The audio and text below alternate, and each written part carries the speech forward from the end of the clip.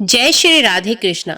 आज की वीडियो में आप सुनेंगे माघ मास महात्म्य के अध्याय 20 की कथा। पिछले अध्याय में आपने सुना कि देवधूति नाम के एक वैश्य ने भगवान विष्णु की आराधना की और उनकी आराधना से प्रसन्न होकर चतुर्भुज विशाल नेत्र मेघ जैसा स्वरूप भगवान ने उनके सामने प्रकट किया।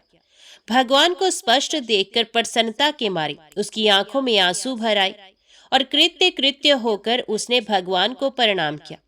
उसने अपने शरीर को भी याद नहीं रखा और भगवान के ध्यान में लीन हो गया। तब भगवान ने कहा कि हे देवदूति, मैं जानता हूँ कि तुम मेरे परम भक्त हो। मैं तुमसे अति प्रसन्न हूँ, तुम वर मांगो।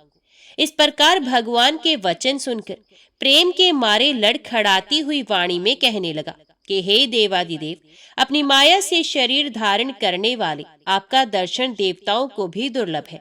अब आपका दर्शन भी हो गया, मुझको और क्या चाहिए। मैं सदैव आपकी भक्ति में लगा रहूं। भगवान उसके वचन सुनकर कहने लगे कि ऐसा ही होगा।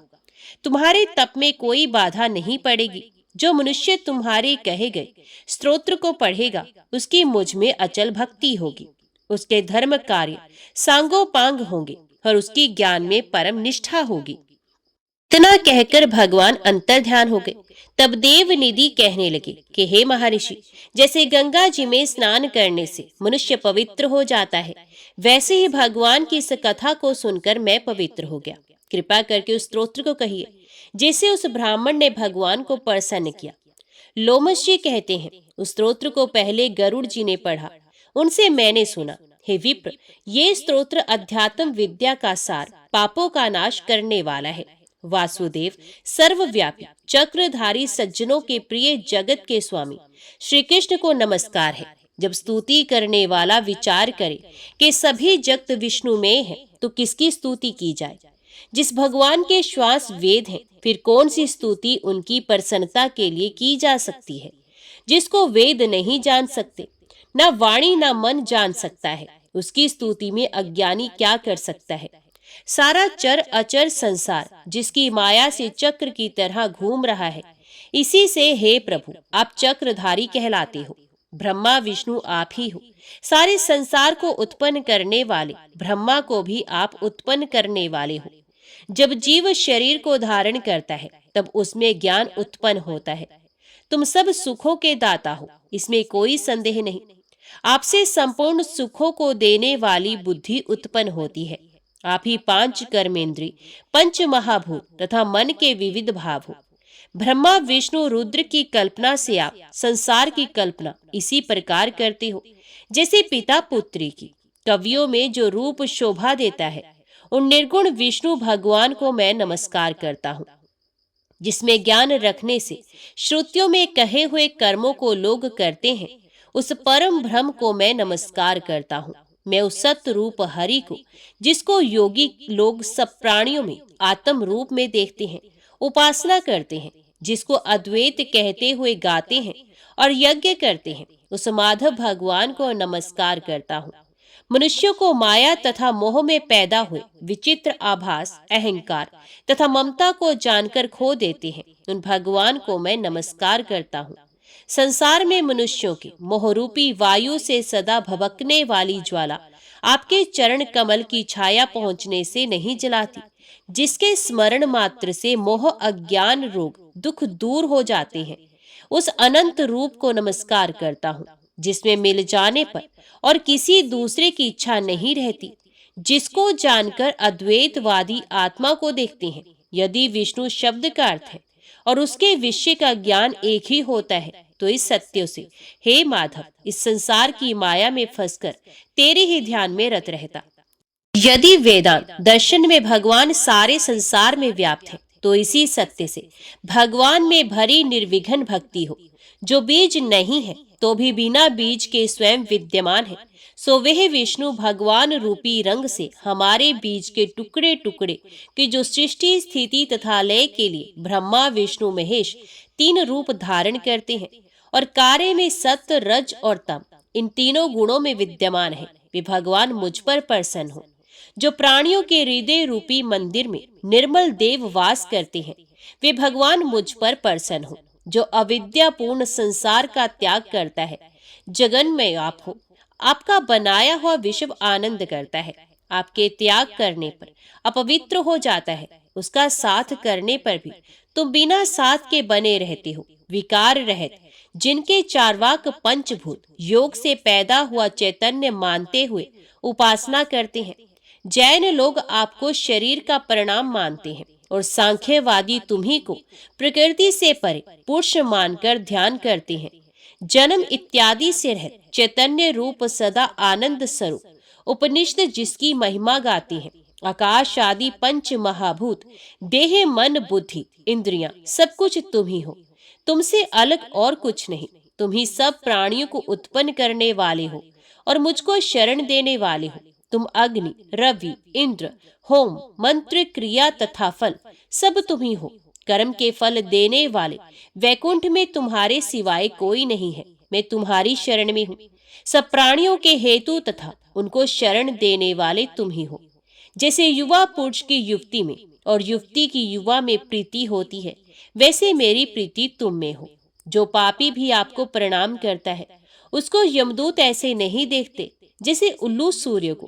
प्रत्येक पाप मनुष्य को उस समय तक ही सुख देते हैं जब तक वे आपके चरण कमलों का सहारा नहीं लेता। जिसको गुण, जाति तथा धर्म को स्पर्श नहीं कर सकते तथा गतियां भी स्पर्श नहीं करती, जो इंद्रियों के वशीभूत नहीं है, जिनका बड़े बड़े मुनि लोग साक्षात्कार नहीं कर सकते, उन भगवान को मैं नमस्कार करता हूँ। जितने ज्ञान रूपी सुंदर गुण हैं, जिन्होंने सुख स्वरूप मोक्ष रूपी लक्ष्मी का आलिंगन किया, जिन्होंने आत्म स्वरूप सुख भोगा है और जिन्होंने ध्यान रूप से मृत्यु को वश में कर लिया है, ऐसे मुनियों से सेवित भगवान को नमस्कार है। जो जन्म आदि से अलग है, जिनको काम क्रोध आदि दोष दुख नहीं देते, उन वासुदेव भगवान को मैं नमस्कार करता हूँ। जिनके ज्ञान की गति से अविद्या रूपी मल शुद्ध हो जाता है, जिनके ज्ञान रूपी शस्त्र से संसार रूपी शत्रु का नाश हो जाता है, उन दुखों के नाश करने वाले को मैं नमस्कार करता हूँ। जिस प्रकार सब स्थावर जंगम संसार को उत्पन्न करते हैं, इसी सत्य से भगवान मुझको दर्शन दे। इस प्रकार उसकी सच्ची भक्ति देखकर भगवान ने प्रसन्न होकर उस ब्राह्मण को दर्शन दिए और ब्राह्मण की स्तुति से प्रसन्न होकर तथा उसको वरदान देकर भगवान अंतर ध्यान हो गए और वह ब्राह्मण कृत्य कृत्य होकर भगवान में लीन हो गया और शिष्यों के साथ स्तोत्र पढ़ता हुआ तपोवन में रहने लगा।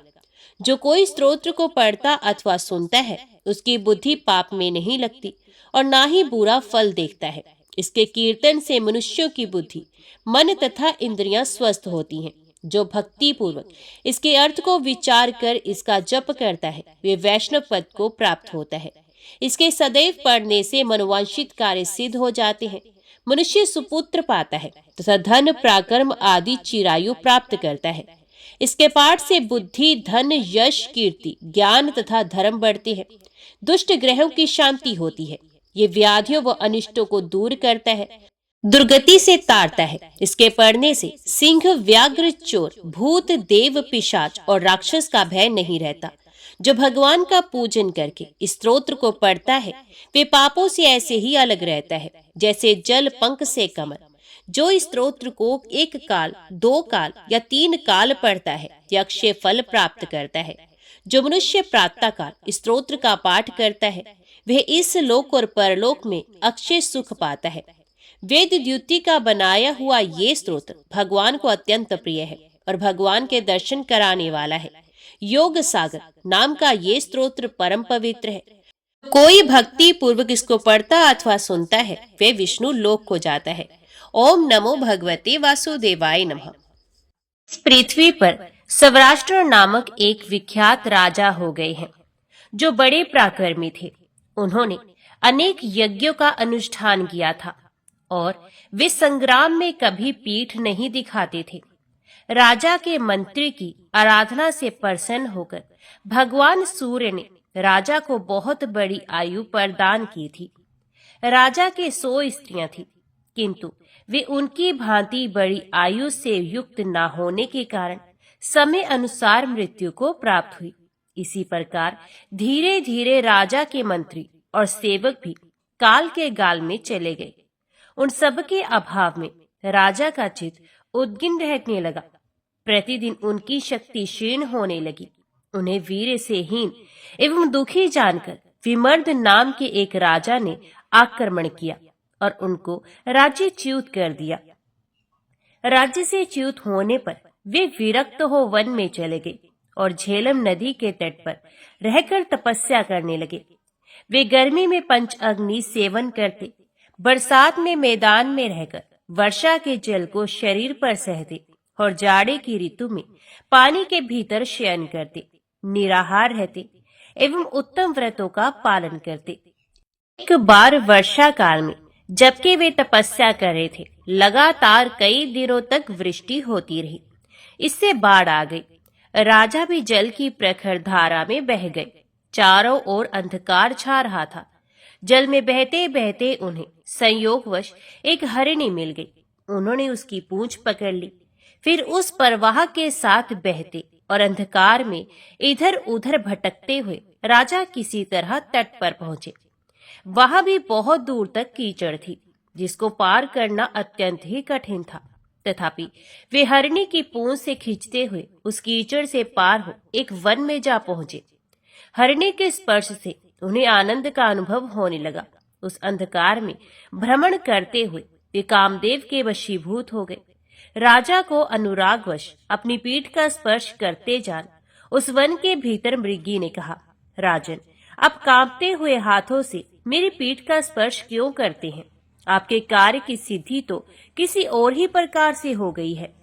राजा ने पूछा, मृगी, तू कौन है और मनुष्य की तरह कैसे बोलती है? मृगी बोली, राजन, मैं पहले आपकी प्यारी पत्नी थी। मेरा नाम उत्पलावती था। मैं दृढ़धनवा की पुत्री और आपकी 100 रानियों में प्रधान थी। राजा ने पूछा, मेरी पत्नी उत्पलावती तो बड़ी पतिव्रता और धर्मपरायणा थी। ये ऐसी किस प्रकार हुई? उसने कौन सा ऐसा कार्य किया था जिससे उसे मृगी की योनि में आना पड़ा? मृगी बोली, राजन, मैं बाल्यावस्था में जब पिता के घर पर थी, सखियों के साथ एक दिन वन में घूमने गई थी। वहां मैंने मृगी के साथ समागम करते हुए एक मृग को देखा। मैं उसके बिल्कुल निकट थी, अतः मैंने उस मृगी को बहुत मारा। मुझसे डरकर वे मृगी अन्यत्र चली गई। तब मृग ने कुपित होकर कहा, ओ मूर्ख, तू क्यों इतनी मतवाली हो रही है? तेरी इस दुष्टता को धिक्कार है। उस मृग की मनुष्य की समान वाणी सुनकर मैं डर गई और बोली, तुम कौन हो? तो उसने उत्तर दिया, मैं निर्वृत्ति चक्षु नामक मुनि का पुत्र हूँ। मेरा नाम सुतपा है। मृगी से संभोग करने की इच्छा होने के कारण मैं मृग हो गया। प्रेमवश मैंने इस मृगी का अनुसरण किया था और इसने भी मेरी अभिलाषा की थी, परंतु तूने आकर मुझसे इसका वियोग करा दिया है, इसलिए मैं तुझे अभिशाप देता हूँ। मैंने कहा, मुने, मैंने अनजाने में ही आपका अपराध किया है, अतः कृपा करके मुझे शाप नहीं दीजिए। मेरे योग कहने पर वे मुनि इस प्रकार बोले, यदि तुझे अपने को दे सकूं, तेरे गर्भ से पुत्र उत्पन्न कर सकूं, तो तुझे शाप नहीं दूंगा। मैंने कहा, मैं ना तो मृगी हूँ और ना वन में मृगी का रूप धारण करके ही घूमती हूँ, अतः मेरी ओर से अपना मन हटा लीजिए। आपको दूसरी कोई मृगी मिल ही जाएगी। मेरी ये बात सुनकर मुनि की आंखें क्रोध से लाल हो गई। उनका ओंठ कांपने लगा। वे बोले, ओ नादान, तू कहती है मैं मृगी नहीं हूँ, तो ले, तू मृगी ही हो जाएगी। तब मैं अत्यंत दुखित हो मुनि को प्रणाम करके बोली, मुनि, मुझ पर प्रसन्न हुए। मैं अभी बालिका हूँ, बोलने का ढंग नहीं जानती। मुनिवर, पिता के ना रहने पर ही स्त्री स्वयं अपना पति चुनती है। मेरे पिताजी तो अभी जीवित हैं, फिर कैसे मैं आपका वरण कर सकती हूँ? अथवा सारा अपराध मेरा ही है, फिर भी आप प्रसन्न होइए। मैं आपके चरणों में प्रणाम करती हूँ। तब मुनि श्रेष्ठ तपा ने कहा, मेरी बात झूठी नहीं हो सकती। तू मरने पर इसी वन में मृगी होगी। उस समय सिद्ध वीर्य मुनि के पुत्र महाबाहु लोल तेरे गर्भ में आएंगे। उनके गर्भ में आते ही तुझे अपने पूर्व जन्म का स्मरण होगा। फिर स्मरण शक्ति प्राप्त करके तू मानवी की भांति बोलने लगेगी। उस गर्भ के उत्पन्न होने पर तो मृगी के शरीर से मुक्त हो जाएगी और पति से समादृत हो उन लोकों में जाएगी जहां कुकर्मी मनुष्य कदापि नहीं जा सकते। लोल भी बड़े पराक्रमी होंगे और अपने पिता के शत्रुओं को मारकर सारी पृथ्वी अपने अधिकार में कर लेंगे। तत्पश्चात वे मनु के पद पर प्रतिष्ठित होंगे। इस प्रकार शाप मिलने पर मैं त्रियग योनि में आई हूँ। आपके शरीर का स्पर्श होने मात्र से मेरे उदर में गर्भ स्थापित हो गया है। मृगी के योग कहने पर राजा को बड़ी प्रसन्नता हुई। उसने सोचा, मेरा पुत्र मेरे शत्रुओं को परास्त करके इस पृथ्वी पर मनु होगा, ये कितनी आनंद की बात है। तदंतर कुछ काल के पश्चात मृगी ने उत्तम लक्षणों से संपन्न पुत्र को जन्म दिया। उसके उत्पन्न होने पर संपूर्ण भूत आनंद का अनुभव करने लगे। विशेषत राजा को बड़ी प्रसन्नता हुई। मृगी भी शाप से छूटकर उत्तम लोकों को चली गई। तदंतर सब ऋषियों ने आकर उसकी भावी समृद्धि देख उस बालिका का नामकरण संस्कार किया। तामसी योनि में पड़ी हुई माता के गर्भ से इसका जन्म हुआ है, इसलिए ये बालक संसार में तामस नाम से विख्यात होगा। तत्पश्चात पिता अपने पुत्र तामस का लालन पालन करने लगे। जब तामस को कुछ समझ हुई तो उसने पिता से पूछा, तात, आप कौन हैं? मैं आपका पुत्र किस प्रकार हुआ?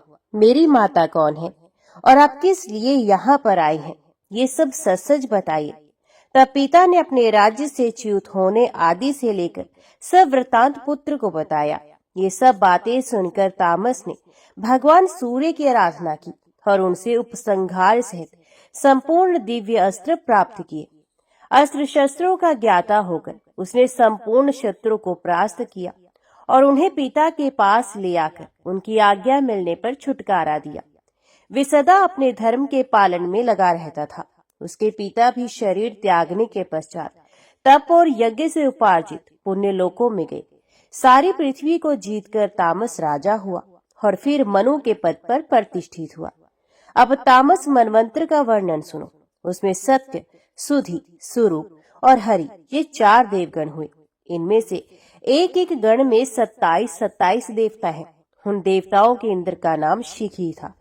वे अत्यंत बली और महाप्रकर्मी थे। उन्होंने 100 यज्ञों का अनुष्ठान करके इस पद को प्राप्त किया था। ज्योतिर्धर्मा, पृथु, काव्य, चैत्र, अग्नि, बलक और पीवर, ये ही 7 उस समय के सप्तऋषि थे। नर, शांति, शांत, दांत, जानु और जंग आदि महाबली राजा तामस मनु के पुत्र थे। 5वें मनु का नाम रैवत था। उनकी उत्पत्ति का वर्णन करता हूँ, उसे सुनो। पूर्व काल में ऋतवाक नाम से प्रसिद्ध एक महर्षि थे।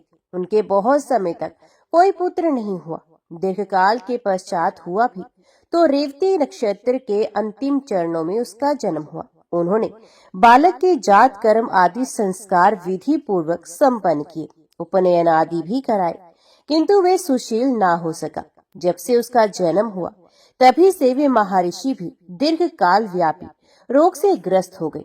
उसकी माता भी कोढ़ आदि से पीड़ित हो बहुत दुख उठाने लगी। बालक के पिता अत्यंत दुखी होकर सोचने लगे, ये कैसा अनर्थ हुआ है। इधर उस दुष्ट बुद्धि वाले पुत्र ने दूसरे मुनि कुमार की स्त्री का अपहरण कर लिया। इससे खिन्न चित्त होकर ऋतवाक ने कहा, मनुष्यों के बिना पुत्र के रहना अच्छा है, किंतु कुपुत्र का होना कदापि उत्तम नहीं। कुपुत्र तो माता पिता के हृदय को सदा ही सालता रहता है और स्वर्ग में गए हुए पितरों को भी नरक में गिरा देता है। वे तो केवल माता पिता को दुख देने के लिए ही होता है। पतात्मा पुत्र के जन्म को धिक्कार है। जिनके पुत्र सब लोगों के प्रिय, परोपकारी, शांत तथा उत्तम कर्मों में लगे रहने वाले होते हैं, वे ही धन्य हैं। मुझे इस जन्म में कुपुत्र के कारण सुख नहीं मिला और परलोक से विमुख होना पड़ा। कुपुत्र का आश्रय लेने वाला मेरा ये अधम जन्म केवल नरक में ले जाने वाला है, उत्तम गति की प्राप्ति कराने वाला नहीं। इस प्रकार अत्यंत दुष्ट पुत्र के दुराचारों से ऋतवाक मुनि का हृदय जलने लगा। उन्होंने गर्ग मुनि से इसका कारण पूछा। ऋतवाक बोले, महामुनि, पूर्व काल में उत्तम व्रत का पालन करते हुए मैंने सब वेदों का विधि पूर्वक अध्ययन किया और उन्हें समाप्त करके वैदिक विधि के अनुसार स्त्री के साथ विवाह किया। फिर स्त्री को साथ रखकर वेदों और स्मृतियों में बताए हुए सभी कर्तव्य कर्मों का अनुष्ठान किया। आज तक किसी भी क्रिया के अनुष्ठान में न्यूनता नहीं आने दी। मुने, पुण्य नाम के नरक से डरते हुए मैंने गर्भाधान की विधि से पुत्र उत्पत्ति का उद्देश्य रखकर स्त्री के साथ समागम किया है, काम उपभोग के लिए नहीं। ये सब होने पर भी ऐसे कुपुत्र का जन्म क्यों हुआ? क्या ये मेरे दोष से अथवा अपने दोष से उत्पन्न हुआ है, जो अपनी दुष्टता से हमारे लिए दुखदाई और बंधुजनों के लिए शोक कारक हो गया है? गर्ग मुनि ने कहा, मुनिश्रेष्ठ, तुम्हारा ये पुत्र रेवती नक्षत्र के अंतिम चरण में उत्पन्न हुआ है, अतः दूषित समय में जन्म ग्रहण करने के कारण ये तुम्हारे लिए दुखदाई हो गया है। ऋतवाक बोले, मेरे एक ही पुत्र था, तो भी रेवती नक्षत्र के अंतिम भाग में उत्पन्न होने के कारण इसमें ऐसी दुष्टता आ गई, इसलिए रेवती का शीघ्र ही पतन हो जाए। मुनि के इस प्रकार शाप देती ही रेवती नक्षत्र आकाश से गिरा। सारा संसार चकित होकर ये दृश्य देख रहा था। वे नक्षत्र कुमुदगिरी के चारों ओर गिर पड़ा। वहां के वन, गुफाएं तथा झरने आदि सहसा उद्भासित हो उठे। रेवती नक्षत्र के गिरने से कुमुदगिरी का नाम रेवतक पर्वत हो गया। उस नक्षत्र की जो कांति थी वे कमल मंडित सरोवर के रूप में प्रकट हुई। उस समय उस सरोवर से एक अत्यंत सुंदरी कन्या का प्रादुर्भाव हुआ। वे रेवती की कांति से प्रकट हुई थी, इसलिए परमुच मुनि ने उसे देखकर उसका नाम रेवती रख दिया। वे उनके आश्रम के पास ही प्रकट हुई थी, इसलिए वे ही पिता की भांति उसका पालन पोषण करने लगे। जब कन्या यौवन अवस्था में पदार्पण कर चुकी, तब प्रमुच मुनि उसके लिए योग्य वर पूछने के विचार से अग्निशिला में गए। उनके प्रश्न करने पर अग्निदेव ने उत्तर दिया, इस कन्या के स्वामी राजा दुर्गम होंगे, जो महाबली, महाप्रकर्मी, प्रिय वक्ता और धर्म वत्सल है। इसी बीच में मृग्या के प्रसंग में राजा दुर्गम मुनि के आश्रम पर आ पहुंचे।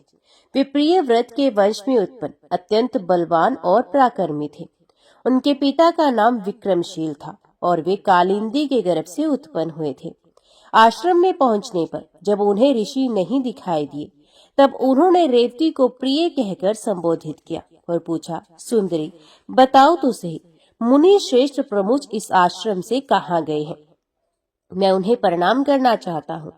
मुनि अग्निशाला में बैठे हुए थे। वहां से राजा का वार्तालाप और प्रिय संबोधन सुनकर वे तुरंत ही बाहर निकले। उन्होंने देखा राजोचित चिन्हों से युक्त महात्मा राजा दुर्गम विनीत भाव से सामने खड़े हैं। उन्हें देखकर मुनि ने गौतम नामक शिष्य से कहा, गौतम, इन महाराज के लिए अर्घ्य लाओ। राजा अर्घ्य स्वीकार करके जब आसन पर विराजमान हुए, तब महामुनि प्रमुख ने स्वागत पूर्वक पूछा, राजन, आपके घर सेना, खजाना, मित्र, भृत्य, मंत्री तथा शरीर की कुशल तो है ना? राजा ने कहा, सुव्रत, आपकी कृपा से मेरे यहाँ सब कुशल से है, कहीं भी कुशल का अभाव नहीं है। ऋषि बोले, राजन, मेरे यहाँ एक कन्या है। इसके लिए वर ढूंढने की इच्छा से मैंने अग्निदेव से पूछा था, इसका पति कौन होगा?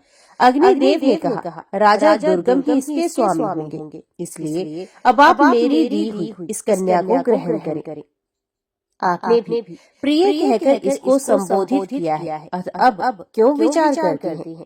मुनि की बात सुनकर राजा दुर्गम मौन रह गए। तब महर्षि प्रमुख अपनी कन्या का वैवाहिक कार्य संपन्न करने को उद्युक्त हुए। अपने विवाह के लिए पिता को देख कन्या ने विनय से मस्तक झुकाकर कहा, पिताजी, यदि आपका मुझ पर प्रेम है तो कृपा करके मेरा विवाह रेवती नक्षत्र में ही कीजिए। ऋषि बोले, भद्रे, ऋतवाक नाम से विख्यात तपस्वी मुनि ने रेवती नक्षत्र पर क्रोध करके उसे नक्षत्र मंडल से नीचे गिरा दिया है। कन्या ने कहा, पिताजी, क्या ऋतवाक मुनि ने ही तपस्या की है? आपने नहीं। यदि आप भी तपस्वी हैं, तो रेवती नक्षत्र को पुनः आकाश में स्थापित कीजिए। आप उसी नक्षत्र में मेरा विवाह क्यों नहीं करते? ऋषि बोले, भद्रे, तेरा कल्याण हो, अब तू प्रसन्न हो जा। मैं तेरे लिए रेवती नक्षत्र को पुनः चंद्रमा के मार्ग में स्थापित करता हूँ। तदंतर महामुनि प्रमुख ने अपनी तपस्या के प्रभाव से रेवती नक्षत्र को पुनः पहले की ही भांति चंद्रमंडल से संयुक्त कर दिया। फिर उसी नक्षत्र में वैदिक मंत्रों का उच्चारण करते हुए कन्या का विधि पूर्वक विवाह किया और प्रसन्न होकर अपने जामाता से कहा, राजन बताइए मैं इस विवाह में दहेज के रूप में आपको क्या दूं? मेरी तपस्या अप्रतिहत है, मैं आपको दुर्लभ वस्तु भी दे सकता हूँ। राजा ने कहा, मुनि मेरा जन्म स्वयंभू मनु के वंश में हुआ है, अतः मैं आपकी कृपा से ऐसा पुत्र चाहता हूँ जो मनवंतर का स्वामी हो। ऋषि बोले, राजन तुम्हारी ये कामना पूर्ण होगी। तुम्हारा पुत्र मनु होकर संपूर्ण पृथ्वी का उपभोग करेगा और धर्म का ज्ञाता होगा। तब राजा उस स्त्री को साथ ले अपने नगर को चले गए। उनसे रेवती के गर्भ से रैवत का जन्म हुआ, जो सब धर्मों से संपन्न और मनुष्यों से अजय थे। वे सब शास्त्रों के ज्ञाता और वेद विद्या के विशारद थे। उनके मनवंतर में सुमेधा, भूपति, वैकुंठ और अमिताभ ये 4 देवगण थे। इनमें से प्रत्येक गण में 14 देवता थे। इन चारों देवगणों के स्वामी विभु नामक इंद्र थे, जिन्होंने 100 यज्ञों का अनुष्ठान करके इस पद को प्राप्त किया था। हिरण्यरोमा, वेदश्री, उधरवाहु, वेदवाहु, सुधामा, पर्जन्य, महामुनि तथा वेद वेदांतों के पारगामी महाभाग वशिष्ठ ये 7 रेवत मनवंतर के सप्तऋषि थे। बलबंधु, महावीर, स्यष्टव्य तथा सत्यक आदि रेवत मनु के पुत्र थे। ये मैंने तुम्हें 5वें मनवंतर की कथा कही। अब चाक्षुष मनु के 6ठे मनवंतर का वृत्तांत सुनो। वे पूर्व जन्म में ब्रह्मा जी के चक्षु से उत्पन्न हुए थे, इसलिए इस जन्म में भी उनका नाम चाक्षुष ही हुआ। राजऋषि महात्मा अनमित्र की पत्नी भद्रा ने एक पुत्र को जन्म दिया, जो बहुत ही विद्वान, पवित्र, पूर्व जन्म की बातों का स्मरण रखने वाला और समर्थ था। उस पुत्र को गोद में लेकर माता बारंबार पुचकारती, प्यार से बुलाती और स्नेहवश छाती से चिपका लेती थी, किंतु वे तो पूर्व जन्म की बातों को स्मरण रखने वाला था। अतः माता की गोद में पड़ा पड़ा हंसने लगा। इस पर माता बोली, बेटा ये क्या है? मैं तो डर गई हूँ। तुम्हारे मुख पर ये हास्य कैसा? क्या तुम्हें असमय में ही बोध हो गया? क्या तुम कोई शुभ देख रहे हो? तो पुत्र बोला, माँ क्या तुम नहीं देखती, सामने जो ये बिल्ली खड़ी है मुझे खा जाना चाहती है। दूसरी ओर जातहारिणी मुझे हड़प लेने को तैयार है। ये अदृश्य भाव से खड़ी है। इधर तुम पुत्र प्रेम के कारण अत्यंत स्नेहवश मेरी ओर देखती, बारंबार मुझे बुलाती और छाती से लगाती हो। तुम्हारे शरीर में रोमांच हो आया है। वात्सल्य स्नेह के कारण तुम्हारे नेत्र आंसू से भीग रहे हैं। यही सब देखकर मुझे हंसी आ गई। जैसे ये दोनों स्वार्थवश सिनग्ध हृदय से मेरी ओर देखती हैं, उसी प्रकार तुम भी स्वार्थ को लेकर ही मुझसे स्नेह करती जान पड़ती हो। इतना अंतर इतना ही है कि बिल्ली और जातहारिणी तो मुझे अभी खा जाना चाहती हैं और तुम धीरे धीरे मुझसे प्राप्त होने वाले उपयोग योग्य फल की कामना रखती हो। माता ने कहा, बेटा मैं उपकार के लिए नहीं, प्रेम के कारण ही तुम्हें छाती से लगाती हूँ। यदि इससे तुम्हें प्रसन्नता नहीं होती तो इसका अर्थ ये है कि तुमने मुझे त्याग दिया। लो, तुमसे प्राप्त होने वाले स्वार्थ का मैंने परित्याग कर दिया। यो कहकर वे बालक को वहीं छोड़ सूतिका गृह से बाहर निकल गई। उसी समय जातहारिणी ने उस शुद्ध आत्मा बालक को हड़प लिया और उसे ले जाकर राजा विक्रांत की पत्नी के शयन ग्रहण में सुला दिया। फिर रानी ने नवजात पुत्र को ले जाकर दूसरे के घर में रख दिया और उसके बालक को ले जाकर अपना ग्रास बना लिया। इस प्रकार नवजात शिशुओं को चुराने वाली वे क्रूर राक्षसी तीसरे घर के बालक को खा लिया करती थी। बालकों के चुराने और बदलने का काम वे प्रतिदिन करती थी। राजा विक्रांत ने अपने घर में आए हुए बालक का क्षत्रोचित संस्कार कराया और बड़ी प्रसन्नता के साथ नामकरण संस्कार की विधि पूरी करके उसका नाम आनंद रखा। जब बालक कुछ बड़ा हुआ तब उसका उपनयन संस्कार करते समय आचार्य ने कहा, वत्स पहले अपनी माँ के पास जाकर उन्हें प्रणाम करो। गुरु की बात सुनकर बालक हंस पड़ा और बोला, गुरुदेव मैं किस माता को प्रणाम करूं, जन्म देने वाली अथवा पालन करने वाली को? मैं राजा अनमित्र के घर में उनकी धर्मपत्नी गिरिभद्रा देवी के गर्भ से उत्पन्न हुआ, किंतु जातहारिणी मुझे उठा ले आई और यहाँ हेमिनी के पास छोड़कर इसके पुत्र को स्वयं उठा ले गई। फिर उसे भी विप्रवरोध के गृह में ले जाकर उसने रख दिया और उनके पुत्र को हड़प कर भक्षण कर लिया।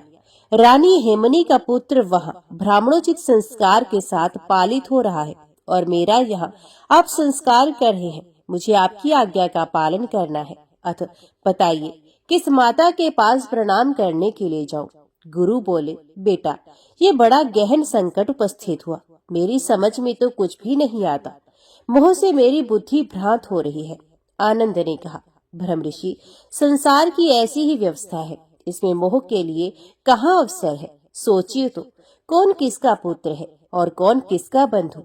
जीव जन्म लेने के बाद से ही मनुष्य का संबंधी होता है, किंतु मरते ही उसके सभी संबंधी छूट जाते हैं। और यहाँ भी जिसका जन्म हुआ है और जन्म के साथ ही बंधु बांधवों से संबंध जुड़ गया है, उस देह का अंत होते ही सारा संबंध टूट जाता है। इसलिए मैं कहता हूँ, संसार में रहने वाले जीव का कोई भी बंधु बांधव नहीं है। भला कौन किसी के साथ सदा ही बंधु तब निभाता है? मैंने तो इसी जन्म में 2 माताएं और 2 पिता प्राप्त किए। फिर यदि दूसरी देह धारण करके ये संबंध बढ़े तो इसमें आश्चर्य ही क्या है? अतः अब मैं तपस्या करूंगा। आप विशाल नामक ग्राम से इस राजा के पुत्र को, जो चैत्र नाम से विख्यात है, यहाँ बुला लीजिए। आनंद की बात सुनकर राजा अपनी स्त्री और बंधु बांधवों के साथ बड़े विस्मय से पड़े और उसकी ओर से ममता हटाकर उन्होंने उसे वन में जाने की अनुमति दे दी। फिर अपने पुत्र चैत्र को बुलाकर उसे राज्य करने के योग्य बनाया और जिसने पुत्र बुद्धि से उसका पालन किया था, उस ब्राह्मण का भी भली भांति सम्मान किया। आनंद तपस्या में लगे थे। उन्हें तपस्या करते देख ब्रह्मा जी ने पूछा, वत्स बताओ तो सही, किस लिए इतना कठोर तप कर रहे हो? आनंद ने कहा, भगवान, मैं आत्म शुद्धि के लिए तपस्या कर रहा हूँ। बंधन के हेतुभूत जो मेरे कर्म है उनका नाश हो जाए, यही इस तपस्या का उद्देश्य है। ब्रह्मा जी बोले, जिसके कर्म भोग का अधिकार क्षीण हो जाता है वही मुक्ति के योग्य होता है। जिसके पास कर्मों का संचय है वे नहीं। तुम तो सत्व अधिकारी हो, मुक्ति कैसे पा सकोगे? तुम्हें छठा मनु होना है। चलो अपने अधिकार का पालन करो। तुम्हारे लिए तपस्या की आवश्यकता नहीं है। मनु की मर्यादा का पालन करके तुम मुक्त हो जाओगे। ब्रह्मा जी के यों कहने पर परम बुद्धिमान आनंद ने तथास्तु कहकर उनकी आज्ञा स्वीकार की और तपस्या से विरत होकर मनु का कार्य पूर्ण करने के लिए वहां से चल दिए। ब्रह्मा जी ने उन्हें तपस्या से हटाते समय चाक्षुष नाम से संबोधित किया था, इसलिए वे उसी नाम से प्रसिद्ध हुए। उन्होंने राजा उग्र की कन्या विदगधा से विवाह किया और उसके गर्भ से विख्यात पराक्रमी अनेक पुत्र उत्पन्न किए। चाक्षुष मनवंत्र में आगर्य, प्रसूत, भव्य, युथक और लेख ये 5 देवगण थे। इन सभी गणों में 8 देवताओं का सन्निवेश था।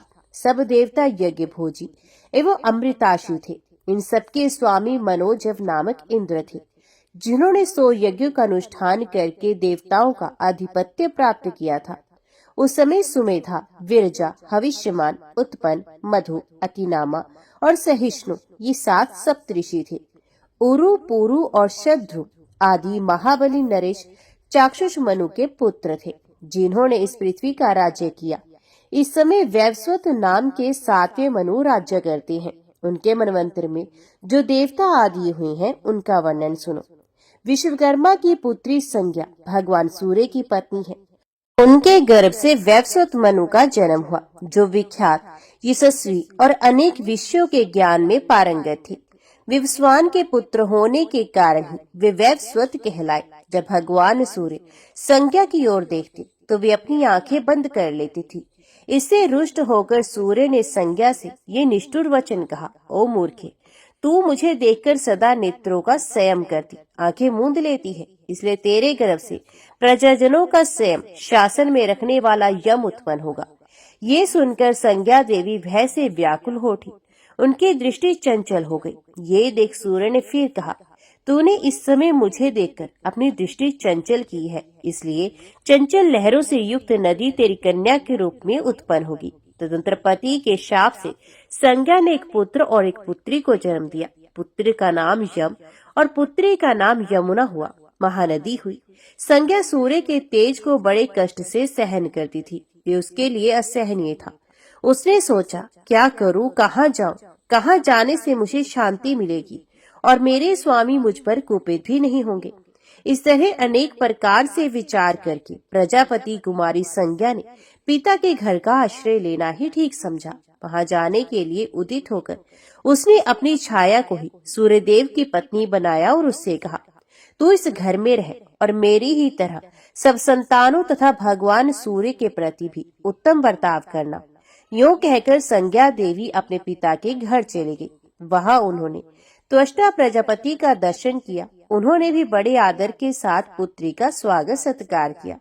वे कुछ काल तक वहीं रही। इसके बाद पिता ने उन्हें प्रेम पूर्वक समझाते हुए कहा, बेटी, तुम तीनों लोगों के स्वामी भगवान सूर्य की पत्नी हो, अतः तुम्हें अधिक समय तक पिता के घर में नहीं रुकना चाहिए। अब तुम स्वामी के घर जाओ, मैं तुम पर बहुत प्रसन्न हूँ। पिता के यो कहने पर संज्ञा ने बहुत अच्छा कहकर उनकी आज्ञा स्वीकार की और उन्हें प्रणाम करके वहां से चली गई। वे सूर्य के तेज से बहुत डरती थी और उनके ताप का सामना करना नहीं चाहती थी। इसलिए उत्तर कुरु में जाकर घोड़ी के रूप में रहने और तपस्या करने लगी। उधर छाया संज्ञा को ही संज्ञा समझकर भगवान सूर्य ने उसे 2 पुत्र और एक मनोहर कन्या उत्पन्न की। छाया संज्ञा अपनी संतानों को जितना प्यार करती थी, उतना संज्ञा के पुत्र पुत्री को नहीं। मनु तो उसके इस बर्ताव को सह लेते थे, किंतु यम से सहन नहीं हुआ। उन्होंने क्रोध में आकर उसे मारने के लिए लात उठाई, किंतु फिर शवाभाव का आश्रय ले उसके शरीर पर लात नहीं लगाई। तब छाया संज्ञा से कुपित हो यम को शाप दिया, मैं तुम्हारे पिता की पत्नी हूँ, किंतु तुम मर्यादा का उल्लंघन करके मुझे मारने के लिए लात उठा रहे हो, इसलिए तुम्हारा ये पैर आज ही पृथ्वी पर गिर पड़ेगा। माता का दिया हुआ शाप सुनकर यम भय से व्याकुल हो गए और अपने पिता के पास जा उन्हें प्रणाम करके बोले, पिताजी, ये तो बड़े आश्चर्य की बात है। ऐसा तो कभी किसी ने भी नहीं देखा होगा कि माता वात्सल्य छोड़कर अपने पुत्र को शाप दे डाले। दुर्गुणी पुत्रों के प्रति भी माता का दुर्भाव नहीं होता।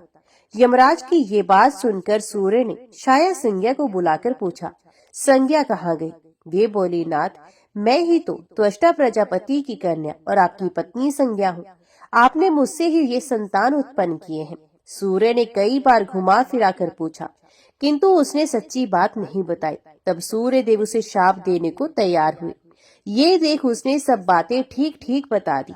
असली बात का पता लगने पर भगवान सूर्य विश्वकर्मा के घर गए। विश्वकर्मा ने अपने घर पधारे हुए त्रिलोक पूजित सूर्यदेव का बड़ी भक्ति के साथ पूजन किया। फिर संज्ञा का पता पूछने पर उन्होंने कहा, भगवान, वे मेरे घर पर आई अवश्य थी, किंतु मैंने पुनः उसे आपके ही घर भेज दिया। तब सूर्य ने समाधिस्थ होकर देखा, वे घोड़ी का रूप धारण कर उत्तर कुरु देश में तपस्या कर रही है। उसकी तपस्या का एक ही उद्देश्य है, मेरे स्वामी की आकृति सौम्य एवं शुभ हो जाए। सूर्य को इसकी तपस्या का उद्देश्य ज्ञात हो गया, अतः उन्होंने विश्वकर्मा से कहा, आप मेरे तेज को छांट दीजिए। तब उन्होंने चक्र वाले सूर्य के तेज को छांट दिया। उस समय देवताओं ने उनकी बड़ी प्रशंसा की। तदंतर देवताओं और ऋषियों ने संपूर्ण त्रिभुवन के पूजने भगवान सूर्य का स्तवन आरंभ किया। देवता बोले, भगवान, ऋग्वेद स्वरूप आपको नमस्कार है, सामवेद रूप आपको प्रणाम है, यजुर्वेद स्वरूप आपको नमस्कार है, आप इस समस्त सामों के अधिष्ठान है, आपको प्रणाम है। आप ज्ञान के एकमात्र आधार एवं अंधकार का नाश करने वाले हैं, आपको नमस्कार है। आपका स्वरूप शुद्ध ज्योतिर्मय है, आप स्वभाव से ही परम शुद्ध एवं निर्मलात्मा है, आपको प्रणाम है। आप सबसे महान, सर्वश्रेष्ठ, सबसे परे और साक्षात परमात्मा है।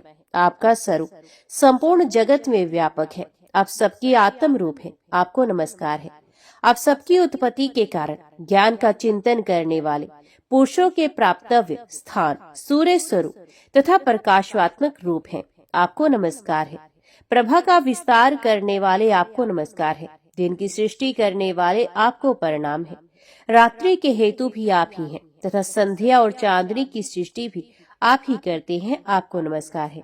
भगवान, आप ही ये संपूर्ण जगत है, आप में ही चराचर प्राणियों सहित समस्त ब्रह्मांड ओतप्रोत है, अतएव उधर लोक में जब आप भ्रमण करते हैं तो आपके साथ ये ब्रह्मांड भी घूमता है। आपकी किरणों का स्पर्श पाकर ही संपूर्ण वस्तुएं पवित्र होती हैं। आपकी किरणें ही अपने स्पर्श से जल आदि को पवित्र करती हैं। जब तक इस जगत में आपकी दिव्य रश्मियों का संयोग नहीं होता तब तक होम दान आदि धर्म सफल नहीं हो पाता। ऋग्वेद की ये संपूर्ण ऋचाएं, दूसरी और यजुर्वेद के ये सब मंत्र तथा सामवेद की संपूर्ण श्रुतियां आपके ही अंगों से प्रकट हुई हैं। जगन्नाथ, आप ऋग्वेद में हैं, आप ही यजुर्वेद में हैं तथा आप ही सामवेद में हैं। नाथ, इस प्रकार आप त्रयमय हैं। तीनों वेद आपके ही स्वरूप हैं। आप ही ब्रह्म के पर और अपर रूप हैं। मूर्त, अमूर्त, स्थूल और सूक्ष्म सभी रूपों में आपकी ही स्थिति है। निमेष, काष्ठा आदि जो काल के छोटे छोटे विभाग हैं, वे सब आपके ही स्वरूप हैं। आप ही प्रतिक्षण बीतने वाला काल रूप है। भगवान, आप प्रसन्न होइए और अपनी इच्छा से ही अपने प्रचंड तेज को शांत कीजिए। देवताओं और देवऋषियों की इस प्रकार स्तुति करने पर तेजो राशि अविनाशी भगवान सूर्य ने विश्वकर्मा के द्वारा अपने तेज को कम कर दिया। उनका जो ऋग्वेद में तेज था उससे पृथ्वी का निर्माण हुआ। यजुर्वेद में तेज से जुल्लोक की रचना हुई और सामवेद में तेज ही स्वर्गलोक के रूप में प्रतिष्ठित हुआ। विश्वकर्मा ने सूर्य के तेज के 16 भागों में से 15 भाग छाट दिए और उनके द्वारा शंकर जी का त्रिशूल, भगवान विष्णु का चक्र, वसुगणों के भयंकर शंख, अग्नि की शक्ति, कुबेर की शिविका तथा अन्यान्य देवता, यक्ष एवं विद्याधरों के लिए भयंकर अस्त्र शस्त्र बना दिए। भगवान सूर्य तब से अपने तेज के 16वें भाग को धारण करते हैं। तेज कम होने के कारण वैश्व का रूप धारण करके उत्तर कुरु नामक देश में गए और वहां उन्होंने घोड़े के रूप में संज्ञा को देखा। उन्हें आते देख संज्ञा को पराई पुरुष की आशंका हुई, इसलिए वे अपने पृष्ठभाग की रक्षा करती हुई सामने की ओर से उनके सम्मुख गई। फिर वहां उनके मिलने पर पहले दोनों की नासिका का संयोग हुआ। इससे अश्वरूप धारिणी संज्ञा के मुख से 2 पुत्र प्रकट हुए जो नासत्य और दस्तर नाम से प्रसिद्ध हुए। फिर वीरपात के अनंतर रेवंतक नामक एक पुत्र उत्पन्न हुआ जो ढाल, तलवार और कवच धारण किए, बाण और तरकस से सुसज्जित हो घोड़े पर चढ़ा हुआ ही प्रकट हुआ था। तत्पश्चात भगवान सूर्य ने संज्ञा को अपने अनुपम स्वरूप का दर्शन कराया। उनके स्वरूप को देखकर संज्ञा को बड़ी प्रसन्नता हुई। फिर उसने भी अपना शांत रूप धारण किया। तब सूर्य देव अपनी प्रीतिमती पत्नी संज्ञा को साथ ले अपने निवास स्थान पर आए। भगवान सूर्य के जो प्रथम पुत्र थे उनकी वैवस्वत नाम से प्रसिद्धि हुई। दूसरे पुत्र का नाम यम था। ये माता के शाप से ग्रस्त थे। पिता ने इनके शाप का अंत इस प्रकार किया था: कीड़े यम के पैर का मांस लेकर पृथ्वी पर गिर पड़ेंगे, फिर इनका पैर ठीक हो जाएगा। यम धर्म पर दृष्टि रखते थे और मित्र तथा शत्रु के प्रति उनका समान भाव था। अतः सूर्य ने प्रजाओं के धर्माधर्म का फल देने के लिए उन्हें यमराज के पद पर प्रतिष्ठित किया। यमुना कालिंद पर्वत के बीच से बहने वाली नदी हो गई। दोनों अश्विनी कुमार देवताओं के वैद्य नियुक्त किए गए। रेवंतक को भी गृह का स्वामी बनाया गया। अब छाया संज्ञा के पुत्रों की जहाँ नियुक्ति हुई उसका हाल सुनो। छाया संज्ञा के ज्येष्ठ पुत्र का वर्ण, रूप, रंग वैवस्वत मनु के ही समान था। अतः वे सावर्णिक नाम से प्रसिद्ध हुए। वे ही 8वें मनु होंगे। उस समय राजा बलि इंद्र के इंद्र पर प्रतिष्ठित रहेंगे। छाया के दूसरे पुत्र शनेश्चर को पिता ने ग्रहों के मध्य में नियुक्त किया। तीसरी संतान तप्ती नाम की कन्या थी। उसने राजा स्वर्ण को अपना स्वामी बनाया और उनसे कुरु नामक पुत्र को जन्म दिया। ये कुरु एक प्रसिद्ध राजा हुए।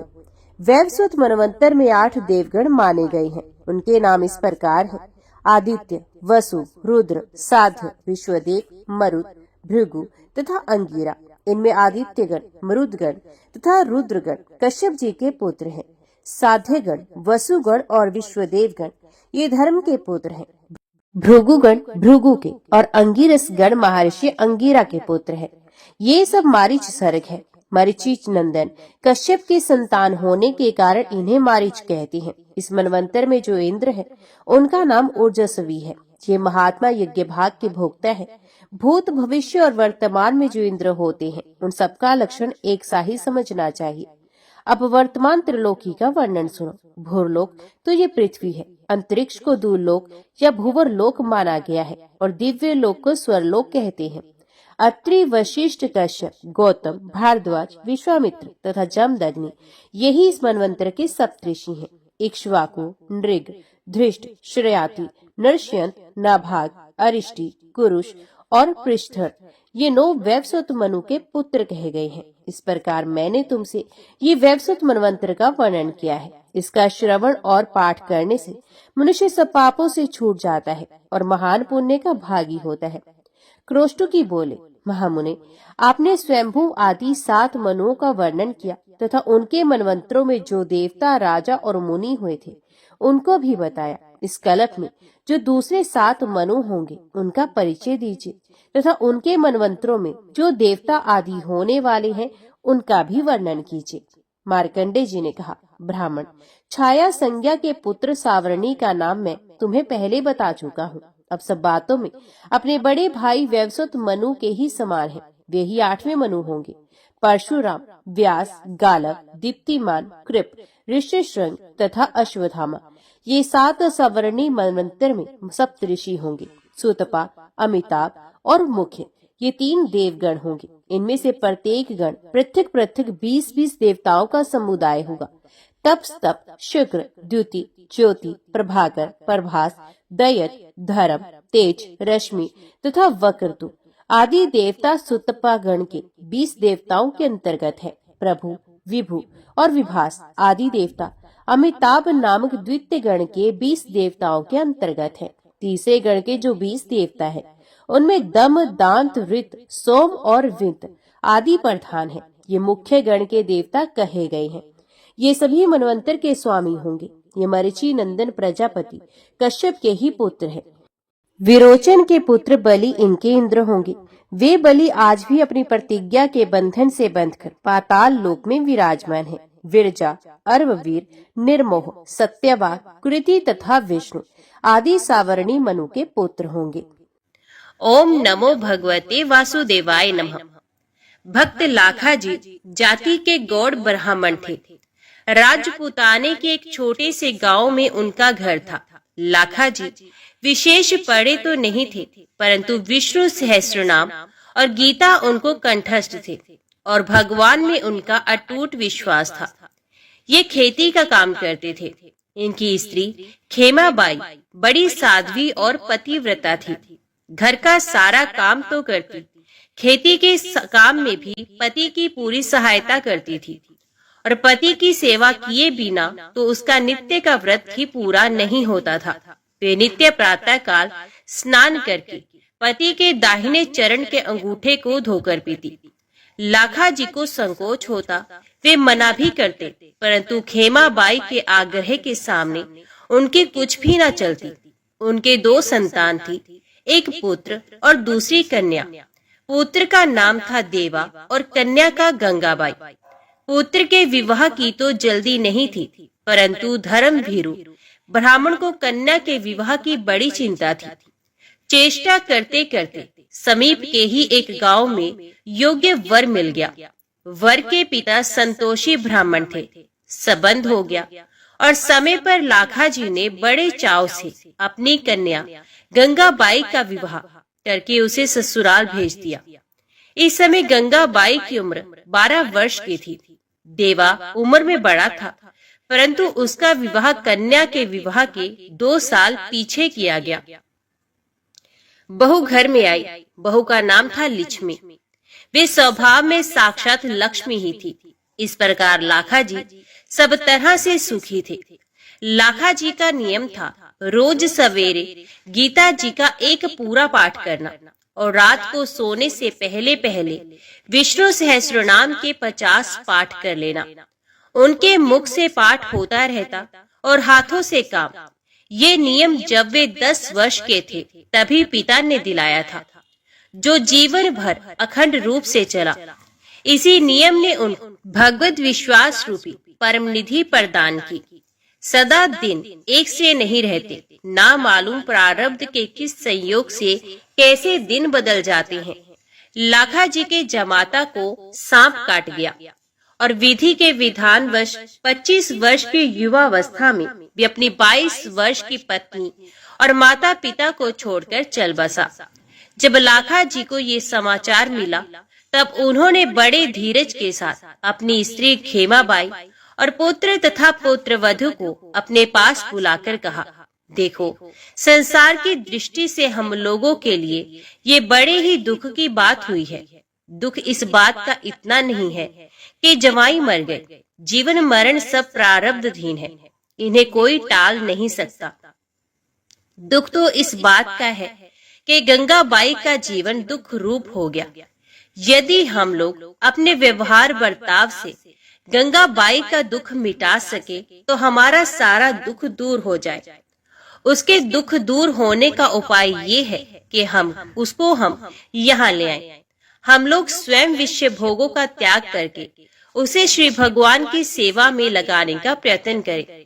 भोगों की प्राप्ति से दुखों का नाश नहीं होता, न भोगों के नाश में ही वस्तुत दुख है। दुख के कारण तो हमारे मन के मनोरथ हैं।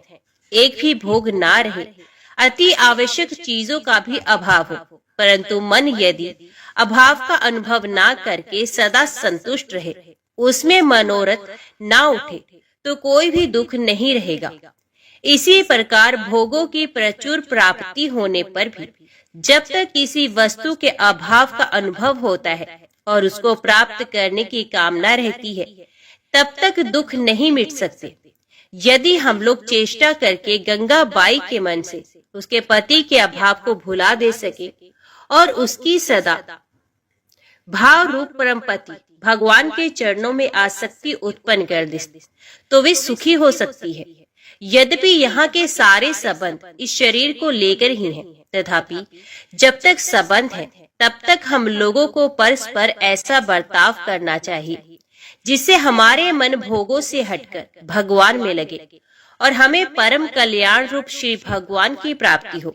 हित करने वाले सच्चे माता पिता, पुत्र, भाई, स्त्री, स्वामी वही हैं जो अपनी संतान को, माता पिता को, भाई बहनों को, स्वामी को और पत्नी को अनंत कलेश रूप जगजाल से छुड़ाकर अचिंत्य आनंद स्वरूप भगवान के पद पर चढ़ा देते हैं।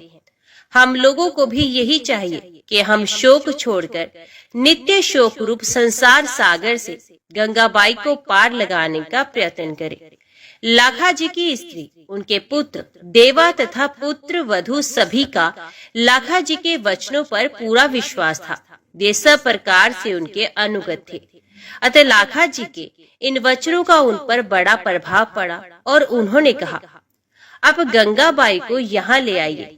हम लोग आपकी आज्ञा अनुसार भोगों का त्याग करके उसे भगवान के मार्ग पर ही लगाएंगे। इससे हमारा, उसका, सभी का परम कल्याण होगा। लाखा जी समधी के घर गए और वहाँ का दृश्य देखकर चकित रह गए। उन्होंने देखा गंगाबाई अपने सास ससुर को संसार की क्षण भंगुरता और मिथ्या संबंध का रहस्य समझाकर उन्हें सांत्वना दे रही है और वे उसकी बात मानकर रोना छोड़कर भगवान के नाम का कीर्तन कर रहे हैं। अपनी पुत्री की ये स्थिति देखकर लाखा जी को दुख में सुख हो गया। उन्हें मानो जहर से अमृत मिल गया। वे समधी से मिले। उन्हें देखकर शोक सागर उमड़ा, परंतु गंगाबाई के उपदेशों की स्मृति आते ही तुरंत शांत हो गया। समधी ने लाखा जी से कहा, लाखा जी, आप धन्य हैं जो आपके घर ऐसी साध्वी कन्या उत्पन्न हुई। आप जानते हैं युवा पुत्र की मृत्यु का शोक कितना भयानक होता है। स्त्री के लिए तो पति का वियोग सर्वथा असहनीय होता है, परंतु धन्य है आपकी पुत्री जिसने विवेक के द्वारा स्वयं तो पति वियोग का दुख सह ही लिया। हम लोगों को भी ऐसा उपदेश दिया कि हमारा दारुण पुत्र शोक दूर हो गया। हम समझ गए जगत के ये सारे संबंध आरोपित हैं। जैसे किसी खेल में अलग अलग समांग धरकर लोग आते हैं और अपना अपना खेल पूरा करके चले जाते हैं, वैसे ही संसार रूपी खेल में हम लोग आते हैं, संबंध जोड़ते हैं और खेल पूरा होते ही चले जाते हैं। यहाँ कोई किसी का पुत्र या पिता नहीं, एकमात्र परमात्मा ही सबके परम पिता है। हम सबको उन्हीं की आराधना करनी चाहिए। आप आ गए हैं, अपनी इस साध्वी कन्या को अपने घर ले जाइए। हम दोनों स्त्री पुरुष पुष्कर राज जाकर भगवत भजन में ही शेष जीवन बिताना चाहते हैं। आपकी पुत्री हमारे साथ जाने का आग्रह करती है, परंतु हमारे मन में भगवान ऐसी ही प्रेरणा करते हैं कि वे आपके ही पास रहे। हाँ, इतना हम जरूर चाहते हैं कि ये अपनी सद्भावना से हमारा सदा कल्याण करती रहे। आप जाइए, हम लोग बड़े ही कृतज्ञ हैं, क्योंकि आपकी पुत्री ने ही हमारी आंखें खोली हैं और हमें वैराग्य विवेक का परम धन देकर भगवान की अभचारिणी भक्ति प्रदान की है। लाखा जी समधी के वचन सुनकर अचरज में डूब गए और उन्हें अपना विवेक वैराग्य इनके सामने फीका जान पड़ा। वे जमाता की मृत्यु के शोक को भूल गए और अपनी पुत्री तथा समधी समधन को जैसी स्थिति प्राप्त कराना चाहते थे, उससे भी कहीं अधिक उनकी ऊंची स्थिति देखकर उन्हें बड़ा आनंद हुआ। उन्होंने समधी समधन को हर्ष के साथ पुष्कर राज भेज दिया। उनके निर्वाह के लिए घर में जो कुछ भी था सब बेचकर नकद रुपए उन्हें दे दिए और गंगाबाई को साथ लेकर घर की ओर प्रस्थान किया। गंगाबाई को प्रसन्नचित देख लाखा जी ने पूछा, बेटी, तेरी ऐसी अनोखी हालत देखकर मैं अचरज में डूब रहा हूँ। मैं तरह तरह के विचार करता आया था कि तुझे कैसे समझाकर धीरज बंधाऊंगा, परंतु तेरी स्थिति देखकर तो मैं चकित हो गया। बता बेटी, तुझे ऐसा ज्ञान कहाँ से और कैसे प्राप्त हुआ? गंगाबाई ने कहा, पिताजी, ये सारा आपकी भक्ति तथा भजन का प्रताप है। आप जो रोज पूरी गीता और विष्णु सहस्त्रनाम के 50 पाठ करते हैं, उन्हीं के प्रताप से भगवान ने मुझको विश्वास प्रदान किया और अपनी कृपा के दर्शन कराए। आपकी कृपा से भैया और मैं, हम दोनों ने विष्णु सहस्त्रनाम कंठस्थ कर लिया था। यहाँ आकर मैं जहाँ तक मुझसे बनता निरंतर मन ही मन विष्णु सहस्त्रनाम के पाठ किया करती। आपके जमाता की मृत्यु के 3 दिन पहले भगवान ने मुझको स्वप्न में दर्शन देकर कहा, बेटी, तेरे पति की आयु पूरी हो चुकी है, वे मेरा भक्त है। तेरे साथ कोई पूर्व संबंध का संयोग शेष था, इसी से उसने जन्म लिया था। अब इसे 3 दिन बाद सांप डसेगा। उस समय तू इसे मेरा सहस्त्रनाम और गीता सुनाती रहना। ऐसा करने से इसका कल्याण हो जाएगा और ये मेरे धाम को प्राप्त होगा। मैं तुझे वरदान देता हूँ, तुझे शोक नहीं होगा, तुझे सच्चा वैराग्य और ज्ञान प्राप्त होगा। तेरे उपदेश से तेरे सास ससुर भी कल्याण पथ के पथिक होकर अंत में मुझको प्राप्त करेंगे और तू जीवन भर मेरी भक्ति करती हुई अपने माता पिता तथा भाई भौजाई के सहित मेरे परम धाम को प्राप्त होगी। पिताजी इतना कहकर भगवान अंतर ध्यान हो गए और मैं जाग पड़ी। मानो उसी समय से मुझे ज्ञान का प्रकाश मिल गया। मैं सारे शोक मोह से छूटकर पति के कल्याण में लग गई। मैंने व्रत धारण किया और रातों जागकर पति देवता को गीता और सहस्त्रनाम सुनाती रही। तीसरे दिन पति देव स्नान करके तुलसी जी को जल दे रहे थे। मैं उनके पास खड़ी सहस्त्रनाम का पाठ कर ही रही थी। वे भी श्री भगवान का नाम ले रहे थे। इसी समय अचानक एक काल सर्प ने आकर उनके पैर को डस लिया और देखते ही देखते ब्रह्मांड फटकर उनके प्राण पखेर उड़ गए। अंतिम श्वास में मैंने सुना उनके मुख से हे नारायण नाम निकला और उनके कान में विष्णु सहस्त्रनाम के नामों ने प्रवेश किया। उनकी आंखें खुल गई। मैंने देखा श्री भगवान चतुर्भुज रूप में उनकी आंखों के सामने विराजित हैं। इतने में ही जोर की ध्वनि हुई और उनका कपाल फट गया। पिताजी, पतिदेव की मृत्यु ने मेरे मन में भगवत विश्वास का समुद्र लहरा दिया। अब मैं तो उसी में डूब रही हूँ। आप मेरी सहायता कीजिए जिससे मैं सदा इसी में डूबी रहूं। आप लोग मेरा साथ तो देंगे ही। लाखा जी पुण्य में गंगा की पुण्यपूर्ण वाणी सुनकर गदगद हो गए। उनकी आंखों से आनंद के आंसू बह चले। पिता पुत्री घर आए और माता और भाई भौजाई से मिलकर गंगाबाई ने उल्टी उन्हें सांत्वना दी। लाखा जी और खेमाबाई तो उसे दिन से विरक्त होकर समस्त दिन रात भगवत भजन में ही बिताने लगे। घर की सारी संभाल गंगा माई करने लगी। भाई भौजाई प्रत्येक काम उसकी आज्ञा लेकर करते। वे घर की मालकिन थी और थी भाई भौजाई को परामर्थ पथ में राह दिखाकर विघ्नों से बचाकर ले जाने वाली चतुर पथ प्रदर्शिका। भाई देवाजी और भाभी लक्ष्मी दोनों गंगाबाई की आज्ञा के अनुसार माता पिता की सेवा करते, गंगाबाई की सेवा करते और सब समय भगवान का स्मरण करते हुए भगवत सेवा के भाव से ही घर का सारा काम करते। उन्होंने भोगों का त्याग कर दिया था और वे पूर्ण रूप से सादा सीधा संयम पूर्ण जीवन बिताते थे। उनका घर संतों का पावन आश्रम बन गया था। देवी संपदा के गुण सब में स्वाभाविक सिद्ध हो जाते हैं। घर में दोनों समय भगवान बालकृष्ण की पूजा होती थी और उन्हें भोग लगाकर सब लोग प्रसाद पाते थे। इस प्रकार सबका जीवन पवित्र हो गया। लगभग 25 वर्ष बाद लाखा जी और खेमाबाई ने एक ही दिन श्री भगवान का नाम जपते हुए भगवान की मूर्ति के सामने ही शरीर त्याग दिया। देवाजी ने उनका शास्त्रोक्त रीति से अंत्येष्टि संस्कार तथा श्राद्ध किया। पुत्र वधु और कन्या ने उनके लिए 3000 विष्णु सहस्रनाम के पाठ किए। माता पिता की मृत्यु के बाद बहन भाई भौजाई तीनों भगवान के भजन में लगे। भाई भौजाई के विशेष अनुरोध करने पर एक दिन गंगाबाई ने भगवान से प्रकट होकर दर्शन देने की प्रार्थना की। भगवान ने प्रार्थना सुनी और प्रत्यक्ष प्रकट होकर तीनों भक्तों को अपने दिव्य रूप के दर्शन कराए। वे तीनों भगवान के प्रत्यक्ष दर्शन पाकर कृतार्थ हो गए और भगवत सेवा में ही अपना शेष जीवन व्यतीत करने लगे और अंत में भगवान के परम धाम को चले गए। तो बोलो लक्ष्मी नारायण भगवान की जय। अभी श्रवण कीजिए श्रीमद् भागवत गीता के 6ठे अध्याय का महात्म्य। श्री भगवान कहते हैं, हे लक्ष्मी, अब मैं 6ठे अध्याय का महात्म्य बताता हूँ, जिसे सुनने वाले मनुष्यों के लिए मुक्ति कर्त लगत हो जाती है। गोदावरी नदी के तट पर प्रतिष्ठानपुर नामक एक विशाल नगर है, जहाँ मैं पिपलेश के नाम से विख्यात होकर रहता हूँ।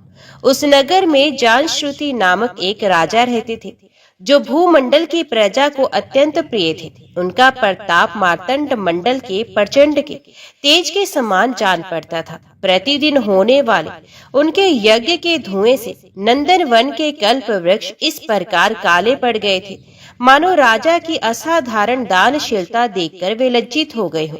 उनके यज्ञ में प्राप्त पुरोडाश के रसवादन में सदा आसक्त होने के कारण देवता लोग कभी प्रतिष्ठानपुर को छोड़कर बाहर नहीं जाते थे। उनके दान के समय छोड़े हुए जल की धारा प्रताप रूपी तेज और यज्ञ के धूमों से पुष्ट होकर मेघ ठीक समय पर वर्षा करते थे। उस राजा के शासन काल में खेती में होने वाले 6 प्रकार के उपद्रवों के लिए कहीं थोड़ा भी स्थान नहीं मिलता था और अच्छी नीतियों का सर्वत्र प्रसार होता था। बेबावली कुएं और पोखरे खुदवाने के बहाने मानो प्रतिदिन पृथ्वी के भीतर की निधियों का अवलोकन करते थे। एक समय राजा के दान तप यज्ञ और प्रजा पालन से संतुष्ट होकर स्वर्ग के देवता उन्हें वर देने के लिए आए। वे कमल नाल के समान उज्जवल हंसों का रूप धारण कर अपनी पांखें हिलाते हुए आकाश मार्ग से चलने लगे। बड़ी उतावली के साथ उड़ते हुए वे सभी हंस परस्पर बातचीत भी करते थे। उनमें से भद्राशव आदि 2-3 हंस वेग से उड़कर आगे निकल गए। तब पीछे वाले हंसों ने आगे जाने वालों को संबोधित करके कहा, अरे भाई भद्राशव, तुम लोग वेग से चलकर आगे क्यों हो गए? ये मार्ग बड़ा दुर्गम है, इसमें हम सबको साथ मिलकर चलना चाहिए। क्या तुम्हें दिखाई नहीं देता? ये सामने ही पुण्य मूर्ति महाराज जनश्रुति का तेज पुंज अत्यंत स्पष्ट रूप से प्रकाशमान हो रहा है। उस तेज से भस्म होने की आशंका है, अतः सावधान होकर चलना चाहिए। पीछे वाले हंसों के वचन सुनकर आगे वाले हंस हंस पड़े और उच्च स्वर से उनकी बातों की अवहेलना करते हुए बोले, अरे भाई, क्या इस राजा जानश्रुति का तेज ब्रह्मवादी महात्मा रैकव के तेज से भी अधिक तीव्र है? हंसों की ये बातें सुनकर राजा जनश्रुति अपने ऊंचे महल की छत से उतर गए और सुख पूर्वक आसन पर विराजमान हो अपने सारथी को बुलाकर बोले, जाओ महात्मा रैकव को यहाँ ले आओ। राजा का ये अमृत के समान वचन सुनकर मेह नामक सारथी प्रसन्नता प्रकट करता हुआ नगर से बाहर निकला। सबसे पहले उसने मुक्तिदायिनी काशीपुरी की यात्रा की, जहाँ जगत के स्वामी भगवान विश्वनाथ मनुष्य को उपदेश दिया करते हैं। उसके बाद वे गया क्षेत्र में पहुंचा, जहाँ प्रफुल्ल नेत्रों वाले भगवान गदाधर संपूर्ण लोकों का उद्धार करने के लिए निवास करते हैं। तदंतर नाना तीर्थों में भ्रमण करता हुआ सारथी पापनाशिनी मथुरापुरी में गया। ये भगवान श्री कृष्ण का आदि स्थान है, जो परम महान एवं मोक्ष प्रदान करने वाला है। वेद और शास्त्रों में वे तीर्थ त्रिभुवनपति भगवान गोविंद के अवतार स्थान के नाम से प्रसिद्ध है। नाना देवता और ब्रह्म ऋषि उसका सेवन करते हैं। मथुरा नगर कालिंदी के किनारे शोभा पाता है। उसकी आकृति अर्धचंद्र के समान प्रतीत होती है। वे सब तीर्थों के निवास से परिपूर्ण है। परम आनंद प्रदान करने के कारण सुंदर प्रतीत होता है। गोवर्धन पर्वत के होने से मथुरा मंडल की शोभा और भी बढ़ गई है। वे पवित्र वृक्षों और लताओं से आवृत है। उसमें 12 वन है। वे परम पुण्यमय तथा सबको विश्राम देने वाले श्रुतियों के सारभूत भगवान श्री कृष्ण की आधार भूमि है। तत्पश्चात मथुरा से पश्चिम और उत्तर दिशा की ओर बहुत दूर तक जाने पर सारथी को काश्मीर नामक नगर दिखाई दिया। शाहशंख के समान उज्जवल गगनचुंबी महलों की पंक्तियां भगवान शंकर के अट्टाहस की भांति शोभा पाती हैं, जहाँ ब्राह्मण के शास्त्रीय आलाप सुनकर मूक मनुष्य भी संत वाणी और पदों का उच्चारण करते हुए देवता के समान हो जाते हैं। जहाँ निरंतर होने वाले यज्ञ धूम से व्याप्त होने के कारण आकाश मंडल मेघों में धुलते रहने पर भी अपनी कालिमा नहीं छोड़ता। जहाँ उपाध्याय के पास आकर छात्र जन्मकालीन अभ्यास से संपूर्ण कलाएं स्वतः पढ़ लेते हैं, तथा जहाँ मणिकेश्वर नाम से प्रसिद्ध भगवान चंद्रशेखर देहधारियों को वरदान देने के लिए नित्य निवास करते हैं। कश्मीर के राजा माणिकेश ने दिग्विजय में समस्त राजाओं को जीतकर भगवान शिव का पूजन किया था। तभी से उनका नाम मणिकेश्वर हो गया था। उन्हीं के मंदिर के दरवाजे पर महात्मा रैकव एक छोटी सी गाड़ी पर बैठकर अपने अंगों को खुजलाते हुए वृक्ष के छाया का सेवन कर रहे थे। इसी अवस्था में सारथी ने उन्हें देखा। राजा के बताए हुए भिन्न भिन्न चिन्हों से उसे शीघ्र ही रैकव को पहचान लिया और उनके चरणों में प्रणाम करके कहा, ब्राह्मण आपके स्थान पर रहते हैं, आपका पूरा नाम क्या है? आप तो सदा स्वच्छंद विचरने वाले हैं, फिर यहाँ किस लिए ठहरे हैं? इस समय आपका क्या करने का विचार है? सारथी के ये वचन सुनकर पर आनंद में निमग्न महात्मा रैकव ने कुछ सोचकर उससे कहा, यद्यपि तुम हम पूर्ण काम है, हमें किसी वस्तु की आवश्यकता नहीं, तथापि कोई भी हमारी मनोवृत्ति के अनुसार परिचर्या कर सकता है। रैकव के हार्दिक अभिप्राय को आदर पूर्वक ग्रहण करके सारथी धीरे से राजा के पास चल दिया। वहां पहुंचकर राजा को प्रणाम करके उसने हाथ जोड़ सारा समाचार निवेदन किया। उस समय स्वामी के दर्शन से उसके मन में बड़ी प्रसन्नता थी। सारथी के वचन सुनकर राजा के नेत्र आश्चर्य से चकित हो गए। उनके हृदय में रैकव का सत्कार करने की श्रद्धा हुई। उन्होंने 2 खच्चरियों से जुती हुई एक गाड़ी लेकर यात्रा की, साथ ही मोतियों के हार, अच्छे अच्छे वस्त्र और 1 सहस्त्र गोई भी ले ली। कश्मीर मंडल में महात्मा रैकव जहाँ रहते थे उस स्थान पर पहुंचकर राजा ने सारी वस्तुएं उनके आगे निवेदन की और पृथ्वी पर पड़कर साष्टांग प्रणाम किया। महात्मा रैकव अत्यंत भक्ति के साथ चरणों में पड़े हुए राजा कुपित हो उठे और बोले, रे शूद्र, तू दुष्ट राजा है, क्या तू मेरा वृत्तांत नहीं जानता? ये खच्चरों से जुती हुई अपनी ऊंची गाड़ी ले जा, ये वस्त्र, ये मोतियों के हार और ये दूध देने वाले गोई भी स्वयं ही ले जा। इस तरह आज्ञा देकर रैकव ने राजा के मन में भय उत्पन्न किया। तब राजा के ने शाप के भय से महात्मा रैकव के दोनों चरण पकड़ लिए और भक्ति पूर्वक कहा, ब्राह्मण मुझ पर प्रसन्न हुए। भगवान, आप में ये अद्भुत महात्म्य कैसे आया? प्रसन्न होकर मुझे ठीक ठीक बताइए।